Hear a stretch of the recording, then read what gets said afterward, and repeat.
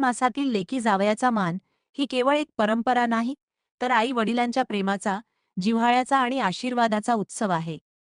अधिक मास आला की प्रत्येक आईच्या मनात एकच इच्छा जागी होते. माझी लेक आणि जावई घरी यावेत आणि पुन्हा एकदा घर आनंदाने भरून जावं. लेक कितीही दूर गेली तरी तिची वाट पाहणारे डोळे माहेरी कायम असतात. अधिक महिन्यात जावयाला विष्णूचे स्वरूप आणि लेकीला लक्ष्मीचे रूप समजून त्यांचा सन्मान केला जातो.